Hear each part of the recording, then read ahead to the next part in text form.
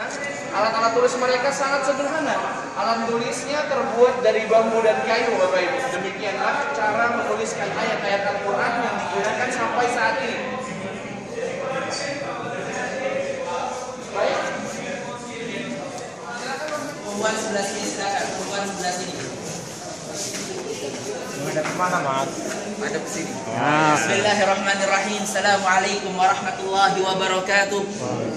Selamat datang tuan-tuan, bapak ibu yang dirahmati Allah Subhanahu wa taala di pameran kami, di museum kami, yaitu Museum Al-Qur'anul Karim. Sebelum kita mulai, ketahuilah di sekitar Masjid Nabawi ini ada 3 buah pameran, 3 museum. Ada namanya Museum Asma'ullahul Husna. Sudah ke sana? Belum. Insyaallah kalau kesempatan boleh ke sana di pintu 13. Di sampingnya ada namanya Museum Rasulullah Sallallahu Alaihi Wasallam. Sudah ke sana? Belum juga, di pintu 8. Adapun kami sekarang sedang di pintu 5, yang mana di sini adalah Museum Al-Qur'anul Karim. Semuanya gratis, sengaja kita buat untuk para jemaah haji dan umroh. Bahkan setiap pameran pun ada pengunjung, ada pembimbingnya, penerjemahnya setiap bahasa, dari mulai bahasa Pakistan, bahasa Hindia, Turki, Amerika, dan yang lainnya ada. Oleh karenanya mumpung kesempatan di Madinah, daripada keliling kemana-mana tak jelas belanja yang ini itu tak ngerti, lebih baik kita berkunjung sejenak agar mendekatkan diri kita kepada Allah Subhanahu wa taala. Adapun pameran kami, yaitu pameran Al-Qur'an, di dalamnya ada 12 ruangan. Yang setiap ruangannya mengajak kita, mengenalkan kepada kita betapa penting dan indahnya yang namanya Al-Qur'an. Karena ketahuilah Bapak Ibu yang dirahmati Allah, orang yang hidup tanpa Al-Qur'an, tidak ada hatinya di dalamnya Al-Qur'an, hidup mereka payah, hidup mereka kacau. Bahkan iblis setan sangat senang dan suka sama orang yang tidak pernah ada Al-Quran di dalamnya. Pikiran-pikiran aneh, menghayal ini itu akan mudah datang, karena tidak ada benteng yang membentengi mereka. Terlebih-lebih di zaman sekarang, orang kalau tak ada kerjaan, kalau sudah tidak punya uang, tidak ada apa-apa, mereka pikir, takut. Mereka mikir tidak bisa hidup di dunia ini tanpa yang namanya uang, karena mereka tak tahu Allah, tak kenal dengan Allah. Tapi orang yang bersama Al-Quran, mereka sangat yakin sebagaimana janji Rasulullah SAW, ajaban li amrin mu'min kana amruhu kulluhu khair. Kata Rasul, sungguh berbahagialah segala perkara seorang muslim adalah semuanya bahagia. In asabathu sarra syakar wa kana khairan lah. Jikalau ditimpa suatu kebahagiaan, dia bersyukur, itu suatu yang kebaikan buatnya. Wa in asabathu dharra sabar wa kana khairan lah. Jikalau ditimpa ujian, musibah, dia pun bersabar. Ini suatu yang kebaikan pula bagi mereka. Oleh karena orang yang senantiasa bersama Al-Quran, hatinya senantiasa dekat kepada Allah Subhanahu wa ta'ala. Mari kita lanjut sejenak.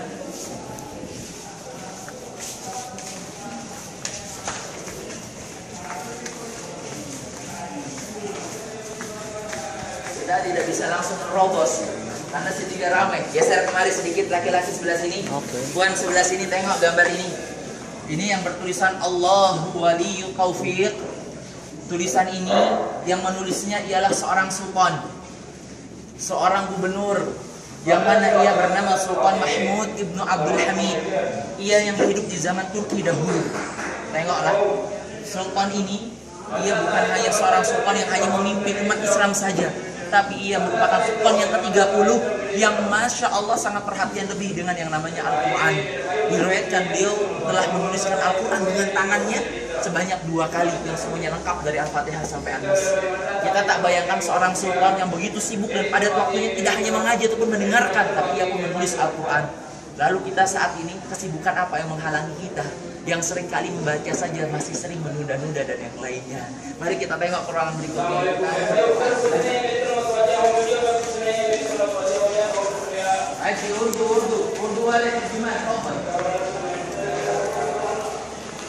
Laki-laki sebelah sini silakan, puan sebelah sini silakan, puan sebelah sini, laki-laki sebelah sini silakan. Silakan. Sebelum kita jelaskan, ada yang bisa membaca Al-Quran yang ada di sini. Laki sebelah sini silakan, puan sebelah sini. Ada yang bisa membaca ini? Apa kurang besar tulisannya? Gundul. Tidak ada baris. Tidak ada baris. Tidak ada harokat. Tidak ada titik. Kalau kata orang Jawanya gundul. Tidak ada harokat, tak ada titik, tak ada baris dan seterusnya. Inilah dia buku Al-Quran di zaman dahulu. Bacaan Al-Fatihahnya sama seperti kita. Alhamdulillahirabbil alamin. Bacaan Al-Ikhlasnya sama. Qul huwallahu ahad. Ayat kursinya pun sama. Allahu la ilaha illa huwal hayyul qayyum. Tapi lihat tulisannya susah. Ini yang baru nama kita katakan Al-Quran sulit, Al-Quran susah. Tapi mengapa di zaman sekarang masih sering kita dengar, sering kita lihat orang-orang mengatakan susah baca Al-Quran itu. Sulit sekali. Kalau mereka tahu bentuk Al-Quran zaman dahulu semacam ini, bisa mereka sama sekali benci mungkin dengan yang namanya Al-Quran. Baca pun tak bisa, tulisannya apalagi tak enak dipandang. Tapi orang-orang terdahulu meskipun semacam ini tulisan mereka, mereka tetap bersemangat mencoba selalu membaca yang ada di dalamnya. Mengapa tahu? Mengapa alasannya? Karena mereka orang-orang yang yakin, orang-orang yang tahu betapa berharganya Al-Quran ini. Ini kitab bukan sembarangan kitab, melainkan kitab ini di dalamnya ada barakah Allah Subhanahu wa Ta'ala. Bayangkan sejenak, gimana jadinya jikalau Al-Quran kita semacam ini. Kira-kira mungkinkah kita ajarkan kepada anak-anak kita di zaman sekarang? Terlebih lagi sudah banyak internet, musik, lagu, dan yang lain-lainnya. Silakan laki-laki sebelah sini. Dari mana Thailand? Cakap Melayu? Boleh, silakan geser kemari. Laki-laki sebelah sini. Tuan sebelah sini, puan sebelah sini, silakan. Laki-laki sebelah sini silakan, puan sebelah sini silakan.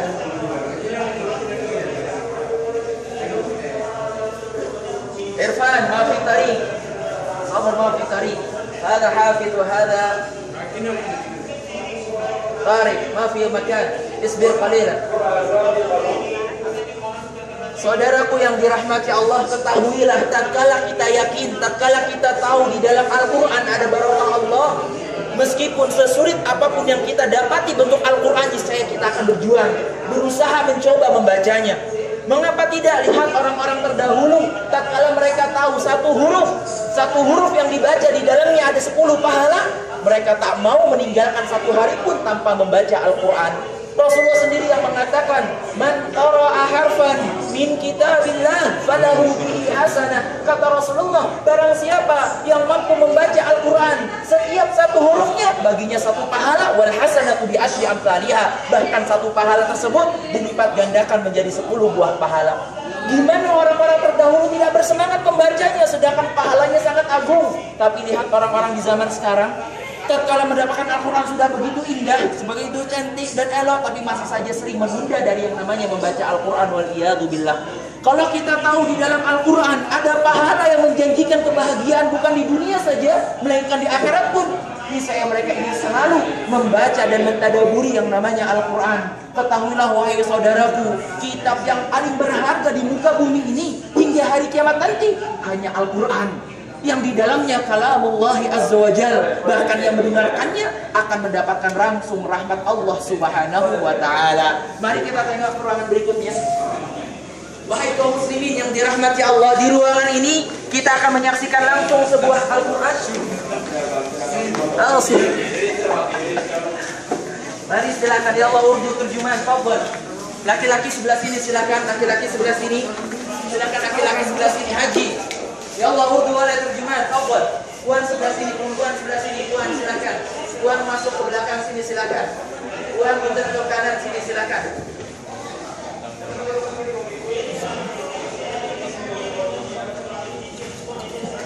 Silakan.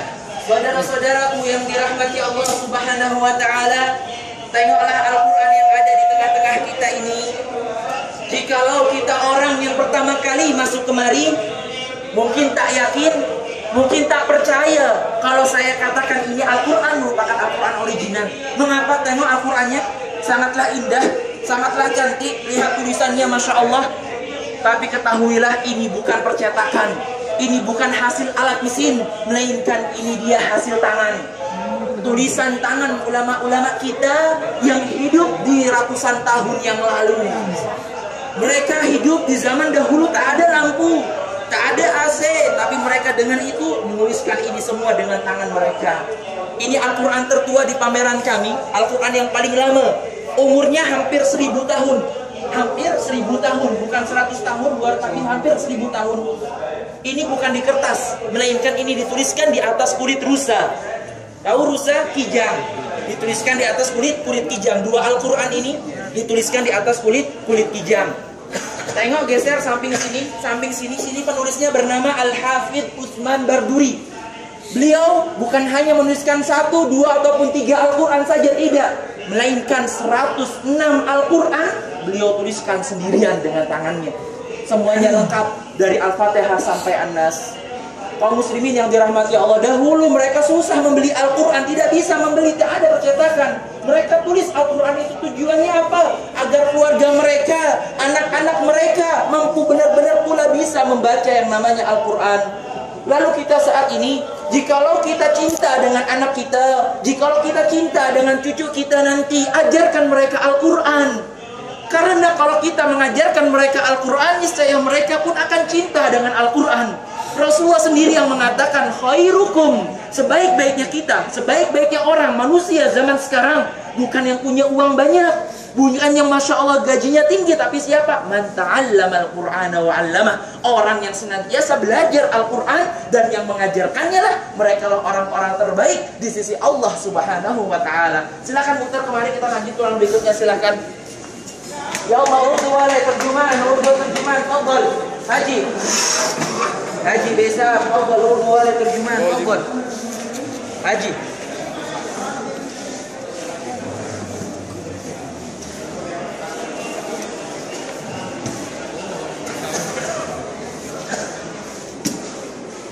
Laki-laki geser kemari, silakan, biar perempuan sebelah sini. Perempuan sebelah sini, laki-laki geser sedikit kemari, silakan.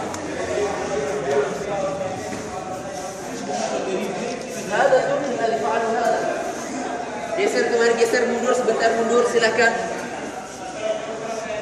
Mundur sebentar, mundur sedikit, mundur, silakan, mundur sebentar. Ya, semuanya di belakang garis, mundur sedikit.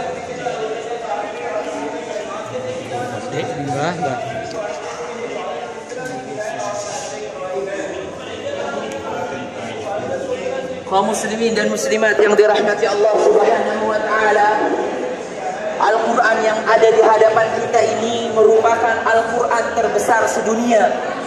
Al-Quran ini merupakan Al-Quran terbesar sedunia yang dituliskan dengan tangan, beratnya mencapai 154 kg. Beratnya 154 kg. Yang menulis ini tak cakap bahasa Arab awalnya. Yang menulis ini orangnya bukan berasal dari Arab, bukan tinggal di negeri Arab pula, melainkan dia berasal dari Afghanistan. Dia bernama Ghulam Muhyiddin yang menuliskan Al-Quran ini dengan tangannya. Ini jawaban buat kita, hujah buat kita. Indonesia, Malaysia, Thailand tak cakap bahasa Arab, negerinya tak paham bahasa Arab, di sana mereka tak lisannya tak lisan Arab. Tetap untuk Al-Quran tak boleh kita katakan kita tak paham Al-Quran. Kita bukan orang Arab, oke, tak masalah, tapi Al-Quran tak boleh kita menganggap kita tak paham.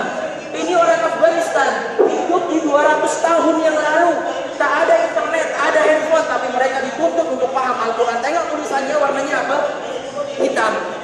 Tengok di warna di bawah hitam ini ada tulisan merah-merah kecil. Yang merah-merah kecil ini terjemahan dengan bahasa mereka. Dan dulu mereka berusaha dituntut untuk paham Al-Quran, dituliskan terjemahannya. Lalu kita zaman sekarang dengan mudah kita download di handphone kita, download Al-Quran terjemahan Thailand, terjemahan Malaysia, gampang kita dapat. Gunakan bahasa Indonesia pun kita dapat. Lalu kita masih mengatakan kita tak paham Al-Quran karena kita bukan orang Arab. Itu bukan suatu alasan, wahai kaum muslimin. Kalau kita cinta Al-Quran, kita cinta Allah, kita berusaha memahami yang namanya Al-Quran. Orang yang baca Al-Quran lalu dia paham, berbeda sama orang yang tatkala membaca lalu tak paham. Yang paham Al-Quran 1 jam, 2 jam enak di hati. Yang tak paham Al-Quran 5 menit sudah lelah, 3 menit sudah capek, dan seterusnya. Oleh karena itu senantiasa selalu mentadaburi yang namanya Al-Quran, yang Allah sendiri mengatakan, afala yatadabbaruna Al-Quran, sudahkah kalian senantiasa mentadaburi yang namanya Al-Quran? Mari kita lanjut surangan berikutnya, silakan.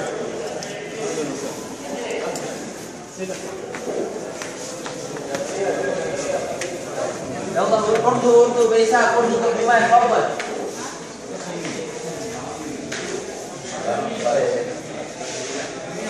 Urdu wale urdu. Laki-laki sebelah sini silakan.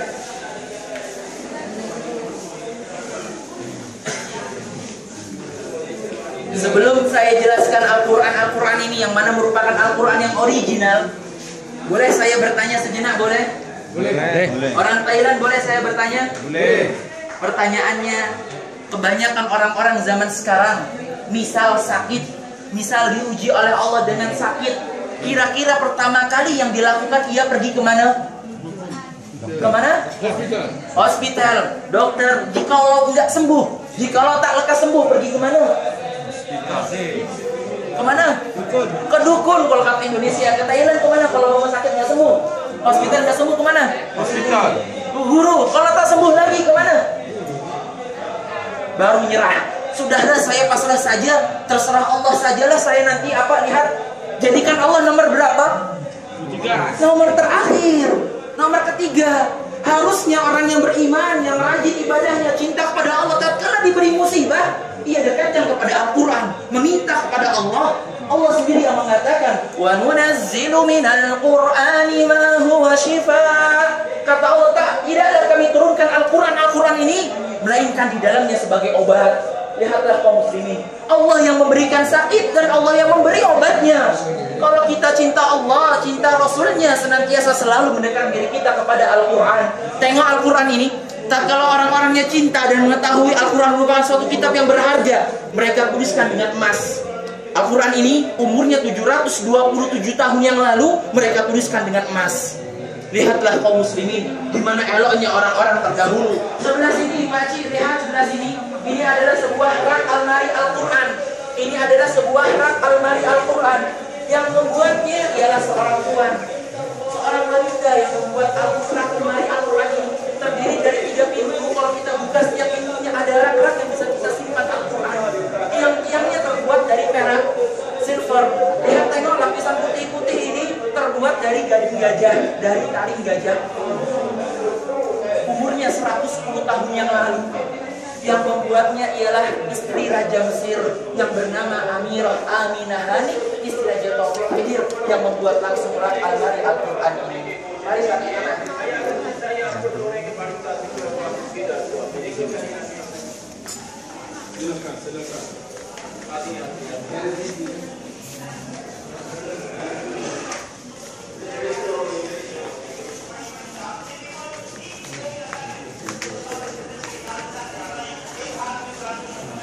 Sebelumnya saya boleh bertanya lagi, boleh? Boleh.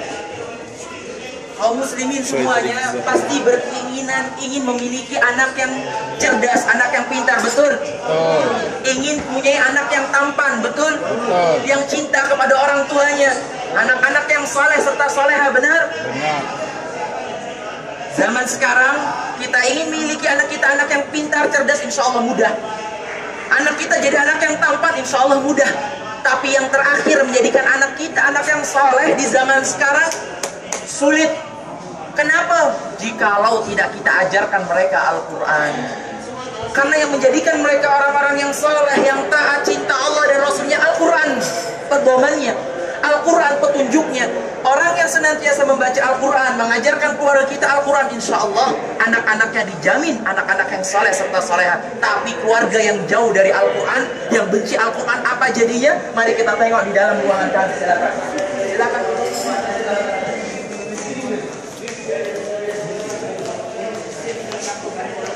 Silakan duduk, silakan duduk, silakan duduk, mari. Silakan sit down, silakan.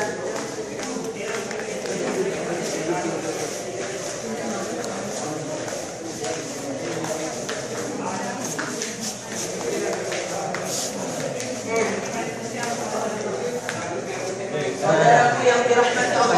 Duduk Pak, duduk. Sini. Wahai kaum muslimin yang dirahmati Allah Subhanahu wa taala, ingatlah orang yang bersama Al-Quran, mereka mendapatkan kehidupan penuh dengan kebahagiaan.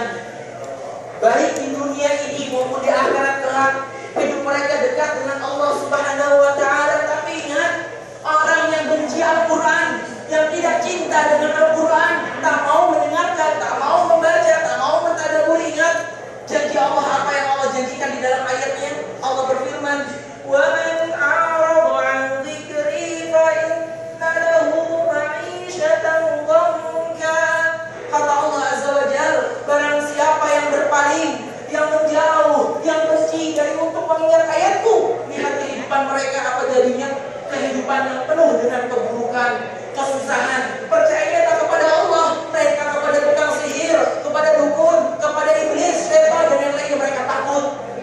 Orang-orang yang lemah selalu tertindas, orang yang miskin selalu dihinakan, perbudakan, pembunuhan, perampokan, merajalela di mana-mana tatkala orang-orangnya tak cinta dengan yang namanya Al-Quran.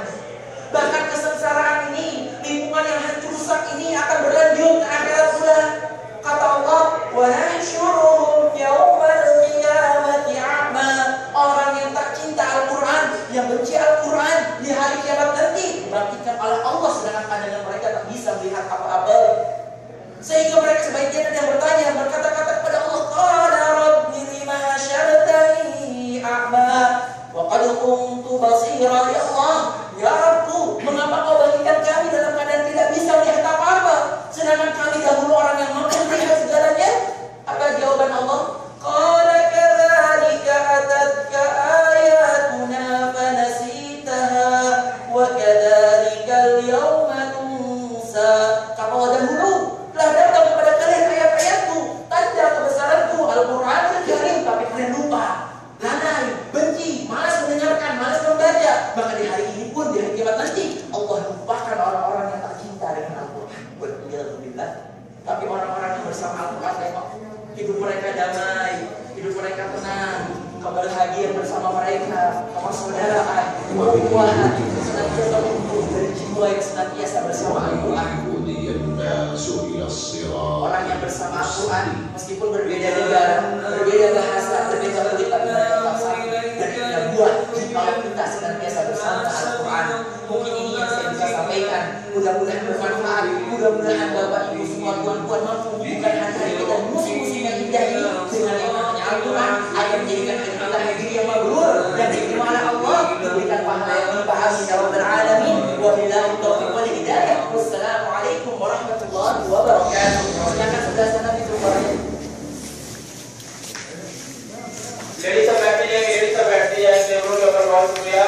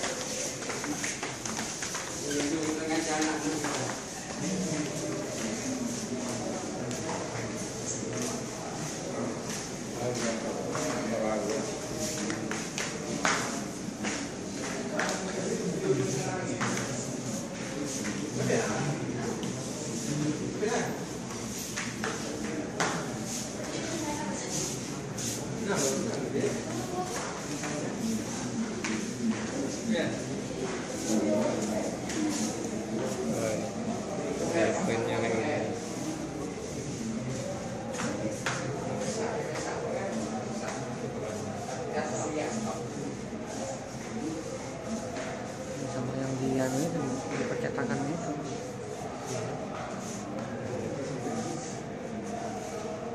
Beli yang gede.